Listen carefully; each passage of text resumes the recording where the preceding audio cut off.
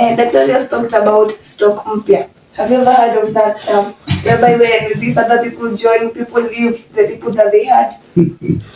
Okay, in such a situation, you must learn to cope with the situation. So if you go to somewhere, wherever you stay in, you find that you do this, and you go somewhere, you find the other person is doing the other thing. You need to cope with the situation and say that they are being that I've been doing this and that. Now let me do it. But now when you take away my boyfriend, what do you want me to do? And I've been my future on this person. And to you, maybe, have you ever been a victim of stock mpya also? We have never been a victim. Thank you. Welcome to the Peace Club Talk Show. Today being the 28th of November 2024. Right here we have the Peace Club patron, Dr. Christine Nabwire. I'll be your host, Miss Fafa, together with my co-host, Emmanuel Nyango Mudio. We shall be taking you through the show. Feel welcome as we do it. Thank you. Just for the start, to you, Dr. Christine, maybe you can briefly introduce yourself and tell us your role as the patron of the Peace Club. Thank you so much, my dear. To begin with, good afternoon. Good afternoon. So my name is Reverend Dr. Christine Nabwire, as I've been told.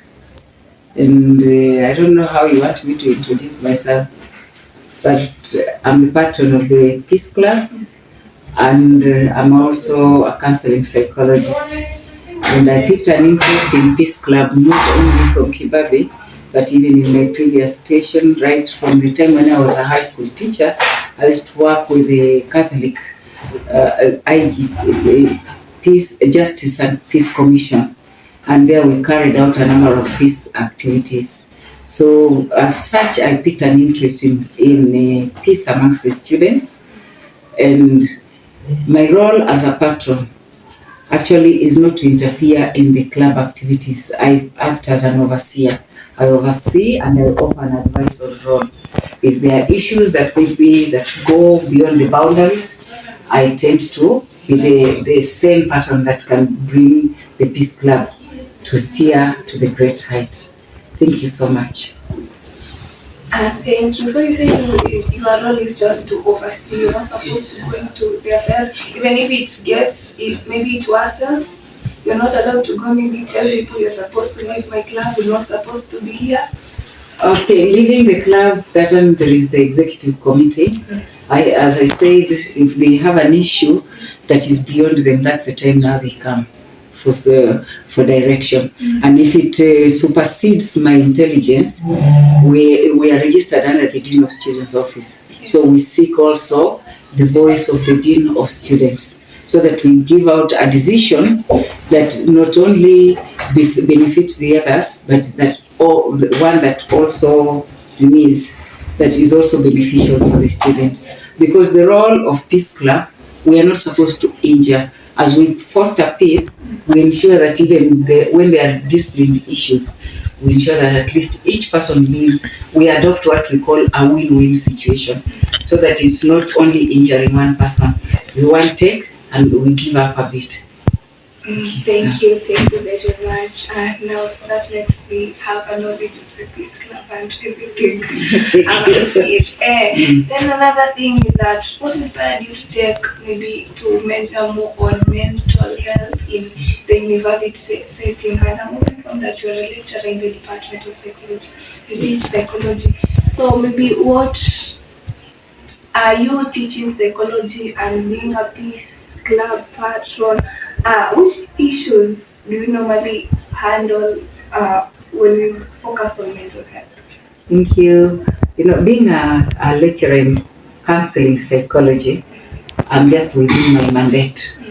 Because as a counselor, we also look at the wellness, we look at the wholesomeness of a person. So now, when the issue of peace and mental health comes in, counselor, we deal with the behavior. We deal with mental well-being. A person comes to you when they are shattered, and it's the role of a counselor to piece up this person, help them rediscover themselves, and navigate through their issues. And that is all that it just mounts to peace. So I'm both a lecturer and I'm also a professional counselor. And apart from that, I'm also a human rights activist. and agenda activist. All those things, they just mount to one thing: fostering peace. Thank you. Okay, Madam, as you're understanding the concept of mental health, especially if I can ask you how you define mental health in the context of the university. So thank you so much. When we talk about mental health, we are talking about mental wellness, the wellness of the mind. People basically are sick. And we talk about I have a stomachache, I have a headache, but there are issues that people do not talk about, especially emotional issues. Somebody could be going through a traumatic experience, maybe the loss of a loved one, or a broken relationship, or maybe financial constraints or academic issues, and all those, they cause somebody to be unstable mentally. You've seen cases even on the road, you walk and you meet somebody who's talking to me himself. That is somebody who is disturbed mentally. So amongst the students, we have those issues. Now, when we talk about mental health, we talk about somebody who is well mentally. We talk about somebody who has the peace of mind, whose mind is peaceful, who can have the energy to handle their problems or their challenges, because challenges come. But now, the mental wellness is: do you accept your scenario? Are you looking at it positively? Are you seeing it as an opportunity that can give, as something that can give you an opportunity to change and learn new trends? Okay, well understood. And I know, as you've been the patron of the club, you might have come across so many challenges that are faced by the students in the Kibabi University. If you can just tell us some of the common challenges you've seen students bring unto you as a peace ambassador and matron. Thank you. I will say, but remember, you are talking to a counselor, so I may not go so deep, because we also have the oath of confidentiality. But in a nutshell, the university, a normal campus student faces a number of issues that can lead to mental illness. One of them is the academic. You find maybe because of one reason or the other, the student is unable to attend classes. Maybe because of financial issues, they are unable to sit for exam, and that one impacts on their mental illness. So mental wellness. Now, one issue that the students face that is really the problem here is financial. If you look at the nation of Kenya, the finances are not good in all spheres. Everybody is struggling, leave alone a student. So you find you are at home here, you are depending on your parents and all that. Now, financial are a big story, because the student has to feed themselves, they have to take care of their needs, and maybe the parents are not able, and maybe the parents are even looking up to them also to help them from the little help that they get, and it drowns them. And another thing that also causes mental illness on campus are relationships. Can be boy-girl relationships. Maybe we call them students. Some students involve themselves in toxic relations. Some are abusive.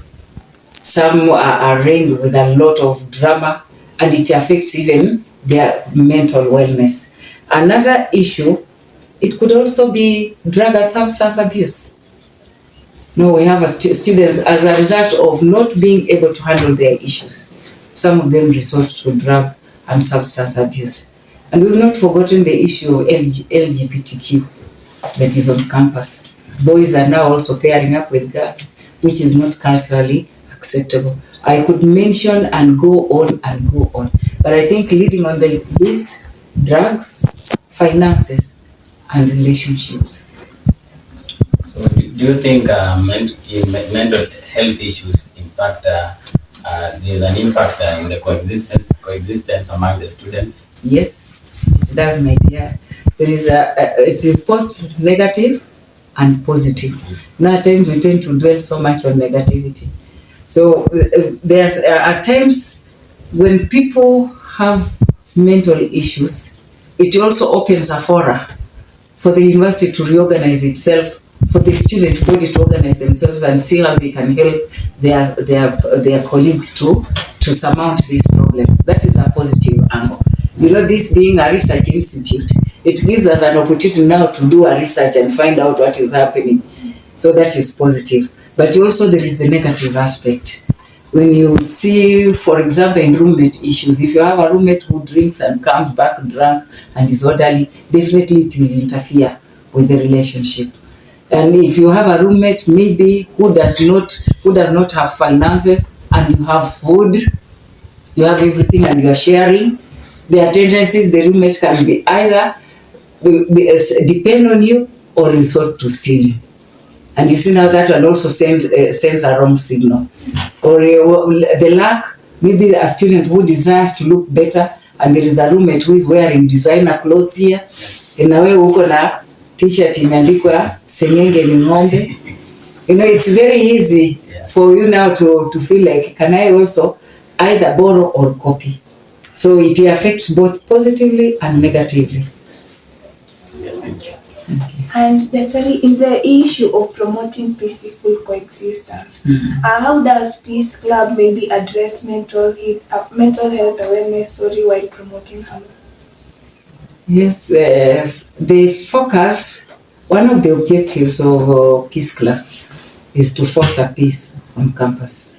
And this one we do, first of all, by sensitizing the community that there is need for peace. And this one we do it during the forum, like during orientations, during the cultural week. Anytime there is an event, a major event in the university, the Peace Club will request for a slot. Even during student elections, the Peace Club will normally request a slot to give talks on peaceful coexistence. We preach against negative ethnicity.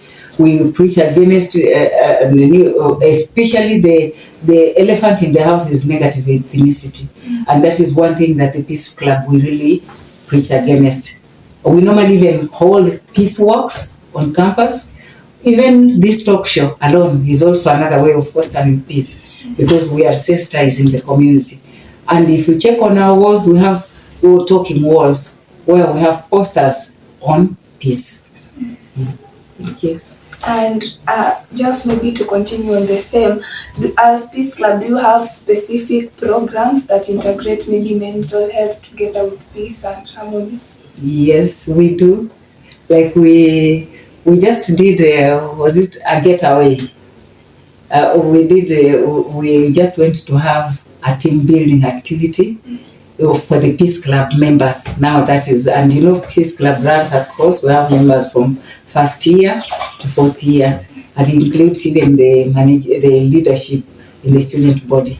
So we did a team building activity the other day. That was one. And just as I've mentioned, the forums that we create. And maybe the last area in promoting peaceful coexistence, what role do you think the peer support plays in creating a peaceful maybe environment for students? In fact, the peer support plays almost 80% in promoting peaceful coexistence. Because when you look at the students, they are our first ambassadors. And they communicate with the fellow students at par. Because you people, you have your own designated language, the sharing that you use, as when we be using very difficult psychological terms, nyinyi mtakuwa mnasema ni kugote. Meanwhile, you know now, and you get each other. And also, in peer, you can very easily be able to identify who is having an issue, who could be having a mental health issue. And then in such a case, now it becomes easy, because now you can reach out to them, and if they are willing to open up, then they can talk. And actually, peer, they are the ones who do referrals. Once they identify people and they realize maybe they cannot be able to handle the scenario, they now refer. Okay, so in the aspect of conflict and mental health, as you've been the patron of the club, have you observed conflicts amongst the students that stand from the issues of mental health? And if so, there have been one. So what ways have you taken to solve them? There is the interpersonal relationships. Yes. Faculty to faculty, department to department, year 1, year 2, you know. So there is normally that problem, especially one of the major conflicts that we have is during the reporting of the first years. You know, it's like now when first years report, most of the boys migrate from their current girlfriends and they go to the freshers. There is that we normally call it the October rush. They go for freshers. And now these ones who have been left behind are not sitting idle. They are not sitting pretty. And they also tend to fight back. Those are some of the challenges that we have. But what we do during orientation, we tell first years that these boys who are here or these girls who are here, most of them, they have stayed on this campus and they have people. So kindly, before you get involved with somebody, take your time and do what? And learn them and understand them. Another conflict that we've had is negative ethnicity. And this one normally comes out very strongly during the cultural week. It's like which group is winning. Actually, the cultural week was put in the university calendar to help us to be able to appreciate our different cultures. But some students who do not understand the concept, they look at it like promoting their cultures and dehumanizing another culture. But as peace ambassadors, during that time we preach and we tell them it's about appreciating. If this group does this practice and you do not do, it doesn't mean they are lesser beings. They have another practice that may not be able to do what? To also accommodate. So we appreciate each other. Okay, so what strategies can students adopt to handle conflicts in a way that supports their well-being in the university? First and foremost, conflict is healthy. That is one thing we need to know. When there is no conflict, there is no growth. So the students should look at conflicts from a positive angle.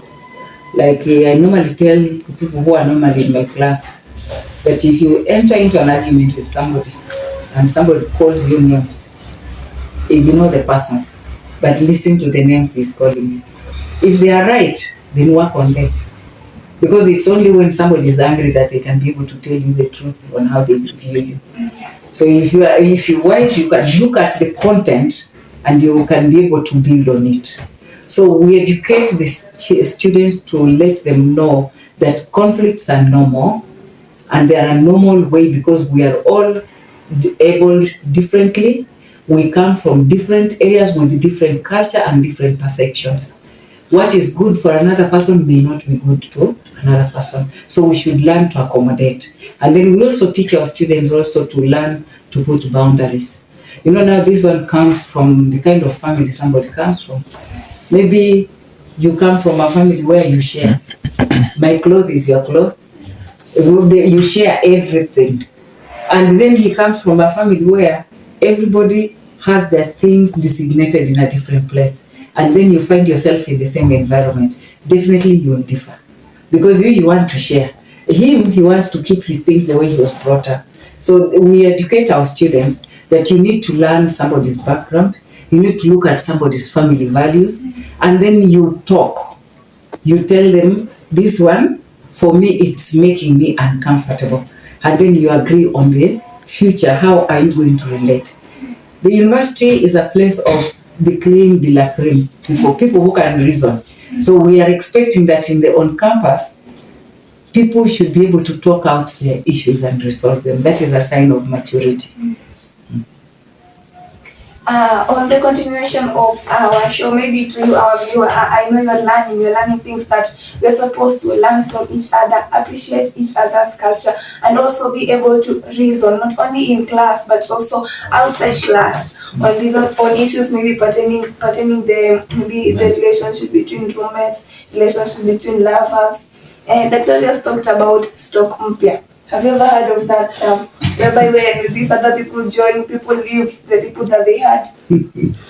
Okay, in such a situation, you know, you must learn to cope with the situation. So if you go to somewhere, wherever you stay in, you find that you do this and you go somewhere, you find the other person is doing the other thing. You need to cope with the situation and say that they are being that I've been doing this and that. Now let me do it. But now when you take away my boyfriend, what do you want me to do? And I've been my future on this person. And to you, maybe, have you ever been a victim of stock mpya also? Me, I've never been a victim. Thank you. Moving forward to the future perspectives, how can universities, including Kibabi University, improve their support on mental health and also the peaceful coexistence? For Kibabi and also the other universities, they can first of all network with organizations outside that promote, given the financial constraints, the university may not be able to offer so much for financial help. But by networking by other organizations outside, those organizations can come and train the students and talk to them. We have a number of them outside. Like in Eldoret, we have one called Rural Women Peace Link. And this one has, it deals with peaceful coexistence within the universities, both private and public, and they train people. Then number two, also the presence of clubs. These clubs, people meet with the different ideas and from diverse backgrounds.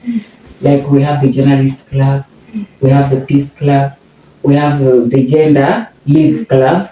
So all those, they address different issues. Like if you look at the gender league club, it's talking about gender-based violence. And gender-based violence, it stems on conflict, isn't it?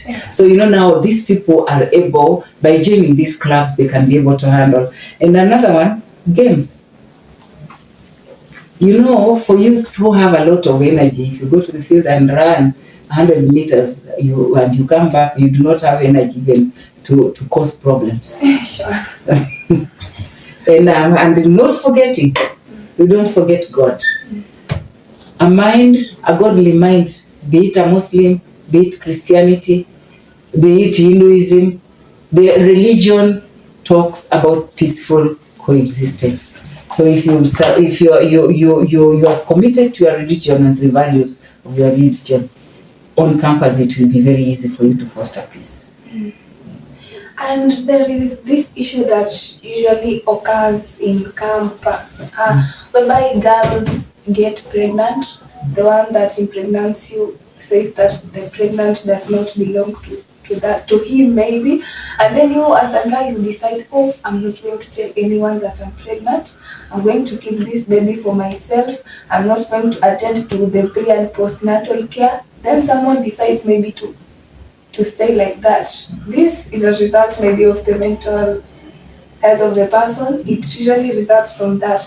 And maybe what message will you give to such kind of a person, or maybe any other person who has a different issue like that, and maybe what can you tell them, and what can you maybe convince this person that there is still life and there is an importance of seeking maybe someone to work with in this journey, and also to maintain peace with even this person that has said that the pregnant does not belong to them and yet it belongs to them? I don't know. Now let me start from the last aspect. Yes. Maintaining peace with the absconding father. Now the problem we keep on telling girls is that boys don't get pregnant. Yes. And there is no evidence that they have made a girl pregnant. It is normally a natural reaction. Now I want to talk on behalf of the boys, and maybe my son will agree with me. When you're having a relationship with a girl, you don't normally expect that it will come out of the pregnancy will come out of it.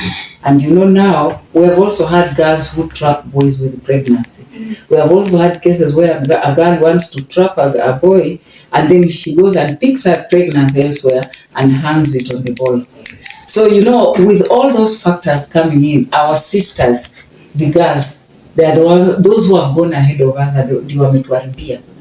Now when you go to tell your boyfriend that you are pregnant for him, you wonder, did you trap him? Could it be you are carrying a pregnancy from elsewhere?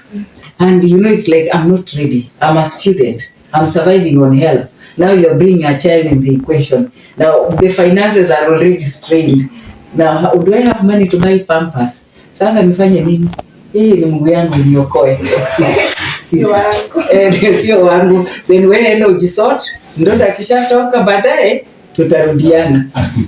So that is actually, it's not that they normally refuse because they want to refuse. They are running away from responsibilities because of these factors. Now, as a girl, first of all, you are expected to take care of yourself. Premarital sex is wrong. And if you engage in it, then you should know that there are preventive measures that you need to take. And apart from getting pregnant, you need to be aware there are diseases that come with having unprotected sex. And then the use of the morning after pill is very dangerous because the morning after pill is supposed to be used once in a year. So if you use it continuously, there are chances that a lady will have an ectopic pregnancy. So that is scientifically proven. Now, the issue of the girl hiding the pregnancy and deciding she will not go for antenatal, she is doing a lot of harm to herself and the baby. Because antenatal, there are those immunization injections they are supposed to have from the 3rd month, the 4th month, until the 9th month. It helps in the child's development and immunity. The mother is also supposed to be given some immunization and also drugs to boost the blood cells and also the protein level. Now if she doesn't go for antenatal, she will not get all that advice and the health care. And she also to be shown on how she's supposed to take care of herself in pregnancy. Now the chances are, after giving birth, we may have an unhealthy baby and an unhealthy mother. So by hiding, it will not solve a problem. Then, number 3, we are talking about, like, some girls think that when you're pregnant is the end of the world. It's not the end of the world. Bringing a life into the world, it is a divine thing. It's a pride of every person. And no child is an accident. Me, that is my take. In whichever way, as long as you are sexually active, chances of you becoming a father or a mother are very high. That one should be at the back of your mind.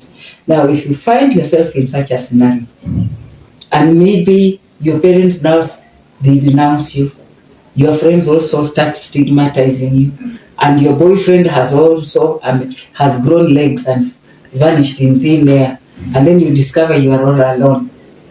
What you need to do is talk it out with somebody who can help you. The university has the counseling center. The psychology department has counselors. Even there are some, even in the management we have, and you will be surprised when you go there. You will just discover that this is a very small problem. People will be able to support you. So they just need to talk and seek help, and you can be helped. And then now, eventually, when the baby is born, hata hiyo uchungu yote itaenda. You see the baby and you forget. And then is there, maybe can you tell these people like 1 or 2 importance of seeking help and looking for someone to work with you in this journey maybe? Yeah, there is what we call in counseling, we call it talk therapy. Talk out. A problem solved is a problem half shared. What you may think is a very big thing, you'll realize maybe it's something very small. You know, there is a case I was reading somewhere of a girl who hid a condition. She just had a growth somewhere, and somebody quickly told her, you are a hermaphrodite. And she lived with that stigma until a scenario occurred where she had to confess. And they just discovered it was just a growth. So you can imagine how this girl would have lived with a stigma. So talk out. Look for somebody. We have those friends that can bring you down. Those ones who will tell you, umejikuta na yeye, mimi nikikuwa na wewe sasa kwisha. Look for somebody who is mature, somebody who is spiritually mature, and talk it out and seek for help. You do not waste your time to come to the university to learn to live in stress. The university has all the resources that can be able to help you. We are here for you. Thank you.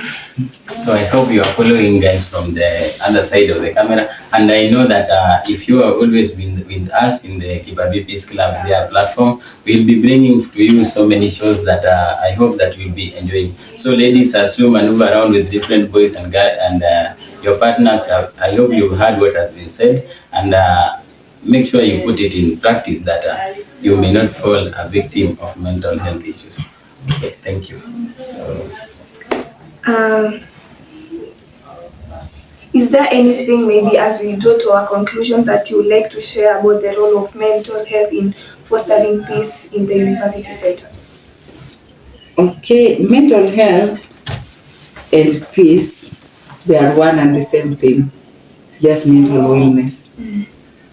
And as peace club, our major role is to ensure that we have peaceful coexistence within the university. And we believe that for every person who is in the university, be they students, be they staff, we are all equal. And we are the cream de la cream of the society. We have the top brains. So what we need to do is get together. If there are issues, look for proper solving mechanisms where we can be able to address our issues and address them conclusively. So the motto should be Kibabi, we are one. We cry together, we laugh together. And then we have to agree to disagree. It's normal. Even you see the way we are just sitting here, somebody could be even uncomfortable. But you see, we have to sit together, So we must learn to tolerate each other. We have to be patient with one another. And we need to be sensitive. Be your brother's keeper. If you see your brother or your friend is in need, it's not time for you to start slandering them. Reach out to them because you do not know where you will meet them tomorrow. Every person that has come in the university is a potential leader in the government of Kenya and in the world and globally. You may just be seated to the next president of Kenya and you do not know. That person who is walking on or who is wearing torn slippers could be the next governor of Bungoma County. So we have a role to bring each one together, support one another and pass. Wanasemanga degree ni harambee. Si harambee tu ya kuibiana mtihani, ni harambee ya kusapotiana. So tunasema moto yetu inakuwa chagua amani, zuia noma. Na unazuia noma, chagua amani. Thank you, Daktari. To your viewer this afternoon, we say that tunachagua amani, tunazuia noma. So wherever you are, where you're watching us from, make sure unazuia noma and unachagua amani. So it's upon us. Maintaining peace is a duty of everybody. We are one and we are family. So to you, maybe what do you have to tell to the viewer, maybe to that one person who is maybe facing mental stress? So as those who are facing mental issues, first thing, as you've been following the show, I know that you heard that a problem shared is a problem half solved. So be it any situation you are in, you have so many places to share. So many people around you can help you to solve a certain issue that you have been involved to. Any issue you come across, it is not the end of the world. You have to share it so that we can come to the end of it. Thank you. Thank you very much. At this juncture, I would like to thank you, Dr. Christine, for your time. Thank you for sharing. Thank you for helping these comrades out here who maybe someone could have really wished to come maybe to you, but they don't know where they're going to find you. But I know there is that one person who was maybe following and they have really been helped with what you've told us. So we may have nothing to offer Angie, but just saying thank you for maybe talking to us. Thank you, and I'm available in room 308 ABB, Quality Assurance Office, or also the Psychology Department, room 17, ground floor. So comrades, as you will be watching this show, make sure you come and see the doctor and reverend so that he can give you, if you have so many challenges, he will help you. Don't forget to subscribe to the Kibabi University Peace Ambassadors Club, and I hope you'll be getting more of these shows. Thank you and may God bless you.